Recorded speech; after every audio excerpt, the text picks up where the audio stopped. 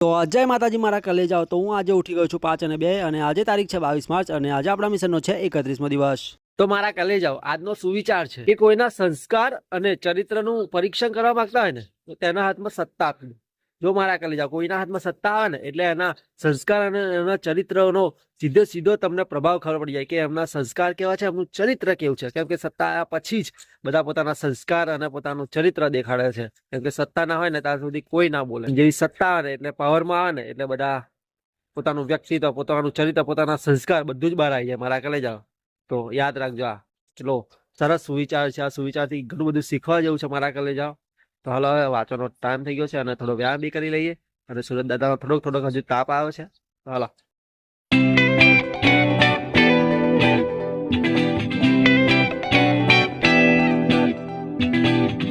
તો સજીવોની વિવિધતામાં રોબર્ટ વ્હાઇટેકરે 5 સૃષ્ટિનો સમાવેશ કર્યો છે। તો પહેલી મોનેરા, બીજી પ્રોસ્ટેસ્ટા, ત્રીજી ફૂગ, ચોથી વનસ્પતિ સૃષ્ટિ અને પાંચમી પ્રાણી સૃષ્ટિ। તો વનસ્પતિ સૃષ્ટિમાં બી 5 પેટા પ્રકાર છે: એકાંગી, દ્વિઅંગી, ત્રિઅંગી, આવૃત બીજધાની વનસ્પતિઓ અને અનાવૃત બીજધાની વનસ્પતિઓ। તો આ રીતે વનસ્પતિ સૃષ્ટિમાં બી 5 પેટા પ્રકાર છે મારા કલેજાઓ। તો આ રીતે રોબર્ટ વ્હાઇટેકરે આ 5 સૃષ્ટિનો સમાવેશ કર્યો છે। તો મારા કલેજાઓ યાદ રાખજો, આવું જ પૂછાય છે એક્ઝામમાં।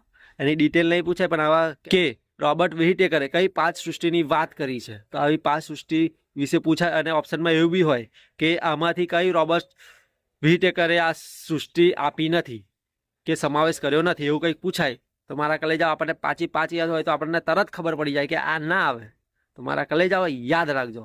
તો હાલો હજુ થોડું વાંચવાનું છે અને સુરત દાદાનો તાપ તો જો એટલો મસ્ત આવી રહ્યો છે અને વાતાવરણ બી એકદમ મસ્ત છે મારા કલેજાઓ। તો તમે સવારમાં ના વાંચતા હોય તો વાંચવાનું શરૂ કરી દો મારા કલેજાઓ, કેમ કે બહુ મસ્ત વાતાવરણમાં અને ઠંડો પવન બી આવી રહ્યો છે અત્યારે। તો હાલો હવે વાંચવા માંડીએ। અને જો મોરભાઈ બોલે બી છે, જો મોરભાઈનો ટહેુકા સંભળાય છે, ચકલીઓનો કલકલાટ સંભળાય છે અને આટલું મસ્ત વાતાવરણ હોય સવારમાં પછી વાંચવાની કેમ ન મજા આવે? કેમ ન મજા આવે? તો આવે જ ને મારા કલેજાઓ। તો હાલો હવે તો મારા કલેજાઓ હવે આપણે વંચાઈ ગયું છે અને હવે મંદિર જવાનો ટાઈમ બી થઈ ગયો છે। તો હાલો હવે મંદિરે જઈએ। અને મારો દિવસ અત્યારમાં 5 વાગ્યાનો ઉઠ્યો અને 8:30 થયો છે, એમાં 2 કલાક જેવું વંચાણું છે મારા કલેજાઓ। તો હાલો હવે ગામમાં જઈએ, મંદિરે જવાનો ટાઈમ થઈ ગયો છે। તો હાલો તો અત્યારે 10:30 વાગે હું અહીંયા વાંચવા બેસી ગયો છું મારા કલેજાઓ। અને આજે વાંચવાનું શિડ્યુલ અલગ છે, કેમ કે પહેલાં વિજ્ઞાન અને ટેકનોલોજી વાંચીશું, પછી ઇતિહાસ અને રીઝનિંગ, આ 3 વસ્તુ કરવાનું છે। કેમ કે રાત્રે પછી રિવિઝન થતું નથી રીઝનિંગ અને ઇતિહાસનું, એટલે પછી અત્યારે જ ગમે તેમ કરી રિવિઝન કરી લેવું પડશે મારા વાલોડાઓ કલેજાઓ જે કહો તમે બધા। તો હાલો હવે વાંચવા બેસી જઈએ। તો મારા કલેજાઓ અત્યારે વિજ્ઞાન, ટેકનોલોજી, ઇતિહાસ અને રીઝનિંગ 3નું રિવિઝન કર્યું છે। તો બહુ મસ્ત થઈ ગયું છે અને ખાવાનો ટાઈમ થઈ ગયો છે। તો હાલો મારા કલેજાઓ ખાઈ લઈએ। અને કેટલા થાય ખબર? 1 વાગ્યો મારા કલેજાઓ। રીઝનિંગમાં જોતો તો 1 વાગી જવાનો। તો રીઝનિંગમાં હવે ગણિત રીઝનિંગ કરાવ્યા ને મારો દિવસ ખબર નહીં પડતી ટાઈમ કેમનો જાય છે। કઈ વાંધો નહીં મારા કલેજાઓ, ગણિત રીઝનિંગમાં ટાઈમ જાય તો સારું, પણ બહુ ટાઈમ ના જોજો એક્ઝામમાં। એક્ઝામ ટાઈમ ના જોજો, અત્યારે ટાઈમ જાય એનો વાતો નહીં। તો હાલો હવે જઈએ। તો મારા કલેજાઓ અત્યારે હું મમ્મીને લઈને આવી ગયો છું દવાખાને, કેમ કે મમ્મીને હવે કૂતરું કાઢ્યું છે તો હવે ઇન્જેક્શન મૂકવાનું છે મારા કલેજાઓ। અને જો બેકગ્રાઉન્ડ કેવું મસ્ત લાલ છે મારા કલેજાઓ, જુઓ તો ખરા। તો મારા કલેજાઓ હું આવી ગયો છું 3 વાગે મારી પરમાનન્ટ જગ્યાએ જ્યાં વાંચવા આવું છું મારા કલેજાઓ। અને 3 વાગે આવ્યો છું આજે, કેમ કે બપોરે 1 વાગ્યા સુધી રિઝનિંગનું રિવિઝન કર્યું હતું, એટલે પછી 1 વાગી ગયો હતો। મેં કીધું 2 કલાક તો રેસ્ટ લેવો પડે, પછી દવાખાને બી ગયો હતો, કેમ કે મમ્મીને કૂતરું કાઢ્યું હતું તો ઇન્જેક્શન મુકાવવાનું હતું મારા કલેજાઓ। પછી જવું તો પડે ને દવાખાના। પછી દવાખાનામાંથી હું 1-1:30 વાગે આવ્યો, પછી મેં ખાધું, થોડી વાર બેઠો, પછી 3 વાગી ગયા। તો પછી હું આવી ગયો છું 3 વાગે અહીંયા વાંચવા માટે। ઓહો, તો શું કે મારા વાર તો જો મોટા મેં કર્યા છે। હવે વિચાર છે હવે વાર વધારું। ચાલો તો હવે અત્યારે પહેલાં વાંચવા માટે વાર પછી વધારી લઈશું। હાલો તો મારા કલેજાઓ અત્યારે હું અહીંયા વાંચવા બેઠો હતો ને અહીંયા જો આ કોણ આવે છે? મારા દિયોર જોવા તો કોણ ધંધીના નહીં, નિહાર બિહાર જાઓ મારા દિયોરો ઘેર રખડ્યા વગર। બોલીશ કઈ તમા? ઓ તમા કંઈક બોલીશ? લાઈક કર દો, શેર કર દો, સબસ્ક્રાઇબ અત્યારે નહીં કરાવવું આપણે તો ઘેર જઈ નિહાર જા આ રખડ્યા વગર। અહીં શું કરું છું? તમે 2 જણા કઈ કારું ધારું કરવા આવ્યા કે શું? કઈ છે ઘાસ? આ ઘાસ મારું હે? તારું હે? તારી औकात છે? औकात के बाहर की बात करता है लड़के। आई बोल रहे आ साइड कलेजो, અમારો કલેજો શું કહે છે? તો તો હાલો હવે પાછો બે ગયા તો નવરા છે મારા દિવારો.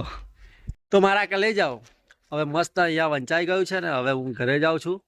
અને એક વાત મારે કહેવી હતી કે જો તમે જે રિલેટેડ વાંચો છો ને એના રિલેટેડ PYQ બી કરો, એટલે મતલબ કે ક્વેશ્ચન આન્સર એ કરો ને તો એ તમારે વધારે સારું રહે. કેમ કે તમે જે વાંચ્યું છે ને એ તમે જેવા જ પછી તરત ક્વેશ્ચન કરશો ને તમને વધારે યાદ રહી જશે. મારા લઈ જાઓ. તો આ હું ભૂલ કરતો હતો, હું PYQ નહોતો કરતો. તો હવે આજથી હું એ કરવાનું શરૂ કરી દઈશ. કેમ કે જે ટોપિક વાંચ્યો એના રિલેટેડ આપણે પ્રશ્નો કરીએ ને એટલે આપણને વધારે યાદ રહે અને રિમાઇન્ડ થઈ જાય અને યાદ રહી જાય. કેમ કે PYQ આપણે કરીએ ને એટલે યાદ રહી જ જાય. અને હસમુખ પટેલ સાહેબ પણ એ જ કહે છે કે તમે PYQ કરો, જે તમે વાંચો છો એનું PYQ કરો એટલે તમને નોલેજ આવે કે ના આ બરાબર છે એમ. એટલે તો તમે બી PYQ કરવાનું શરૂ કરી દો મારા લઈ જાઓ, ના કરતા હોય તો હાલો હવે ઘરે જઈએ, દૂધ અને નાસ્તો કરીએ, પછી 5:30 વાગે પાછા આપણા ધંધે લાગી જઈએ. હાલો તો મારા કે લઈ જાઓ. અત્યારે હું ગણિત કરવા બેઠો છું અને ગણિતમાં બહુ ટાઈમ જાય છે મારા કે લઈ જાઓ. બોલો પછી બંધારણનો રિવિઝન કરવાનો ટાઈમ નહીં મળતો, એટલે હવે કાલથી બંધારણ સવારમાં લેવું પડશે. અત્યારે ગણિત અને રિઝનિંગ રાખીશું. તો હાલો હવે અત્યારે તો ગણિતનું સમાંતર શ્રેણી કરીએ છીએ તો એ જ કરીશું હવે પૂરેપૂરું. કેમ કે અડધા કલાકમાં તો પૂરું ના થાય ને આખું ચેપ્ટર. તો હાલો તો મારા કે લઈ જાઓ. આજે ગણિતનું છેલ્લે રિવિઝન કર્યા બાદ લગભગ 8 કલાક જેવું વંચાઈ ગયું છે અને બહુ મસ્ત વંચાયું છે. અને મારો દિવસ 8 કલાકથી વધારે વંચાતું જ નહીં એ માને, પણ હવે ટ્રાય કરીશું કે એનાથી વધારે વંચાય મારા કે લઈ જાઓ. તો હાલો જય માતાજી. Big thank you for being here. बहुत बहुत धन्यवाद.